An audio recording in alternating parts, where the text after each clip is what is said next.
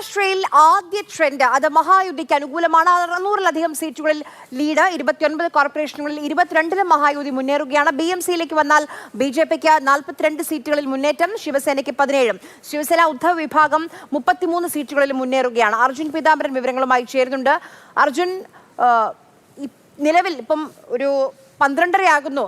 Trend എന്നത് മാറി ഒരു എന്താണ് എന്നുള്ളത്, ഒരു ഫലം എങ്ങനെയായിരിക്കും, എങ്ങനെയാണ് മുന്നോട്ട് എന്നുള്ളതിന് ഒരു വ്യക്തമായ പിക്ചറിലേക്ക് എത്തിയില്ലേ കാര്യങ്ങൾ?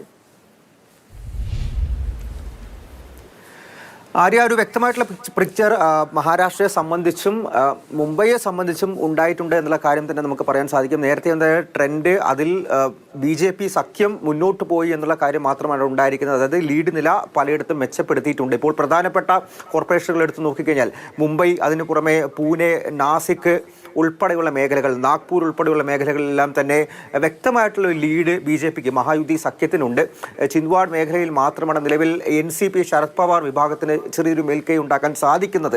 മുംബൈയെ സംബന്ധിച്ച് പറയുകയാണെങ്കിൽ അവിടെ കോൺഗ്രസും ശിവസേനയും ഒന്നിച്ചല്ല മത്സരിക്കുന്നത്. അവിടെ വലിയ തോതിലാണ് BJPയുടെ മഹായുതി സഖ്യം, BJPയും അതുപോലെ ശിവസേനയും ചേർന്ന് ഉള്ള സഖ്യത്തിന് ഇപ്പോൾ വലിയ തോതിലുള്ള മുന്നേറ്റം ഉണ്ടാക്കുന്നത്. 93, അതായത് ഇപ്പോൾ 227-ൽ 152 കണക്കാണ് പുറത്ത് വന്നത്. അവിടെ 93 BJP സഖ്യത്തിന് തന്നെയാണ് ഉള്ളത്.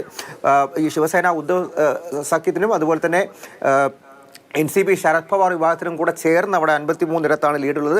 കോൺഗ്രസിന് 4 മാത്രമാണ് നിലവിൽ ലീഡ് ചെയ്യാൻ സാധിക്കുന്നതെന്നാണ് ഏറ്റവും പുതിയ സ്ഥിതിവിശേഷം. മാത്രമല്ല മഹാരാഷ്ട്രയിൽ ആകെ ഞാൻ പറഞ്ഞു 29 മുനിസിപ്പൽ കോർപ്പറേഷനുകളിലേക്കാണ് തിരഞ്ഞെടുപ്പ് നടക്കുന്നത്. അവിടെ ഈ ആകെ 2800-ലധികം സീറ്റുകളുണ്ട്. അതിലിപ്പോൾ 900-ലേക്ക് BJP സഖ്യത്തിൻ്റെ ലീഡ് കടന്നു എന്നുള്ളതാണ് ഏറ്റവും പ്രധാനപ്പെട്ട കാര്യം. 22 ഇപ്പോഴും മുനിസിപ്പൽ കോർപ്പറേഷനുകളെ സംബന്ധിച്ച് പറയുകയാണെങ്കിൽ 22 ഇപ്പോഴും BJP സഖ്യത്തിന് തന്നെയാണ് മേൽക്കൈ ഉള്ളത്. അത്തരത്തിൽ ഈ ട്രെൻഡ് ഒരു ട്രെൻഡ് സെറ്റ് ചെയ്തുകൊണ്ട് തന്നെ ഒരു തീരുമാനത്തിലേക്ക് പോവുകയാണ്. ഇത്തവണ വർഷങ്ങൾക്ക് ശേഷം മുംബൈ അടക്കമുള്ള ഇടങ്ങളിൽ BJP സഖ്യത്തിന് തന്നെ വലിയ വിജയം ഉണ്ടാകുന്നു എന്നുള്ള കാര്യം തന്നെയാണ് ഏറ്റവും എടുത്തു പറയാനുള്ളത്. അതിൽ പ്രധാനപ്പെട്ട കോർപ്പറേഷനുകളെല്ലാം BJP പിടിക്കുന്ന ഒരു അവസ്ഥയാണ് നിലവിൽ ഉണ്ടാകുന്നത്. അർജുനാണ് വിവരങ്ങൾ നൽകിയത്.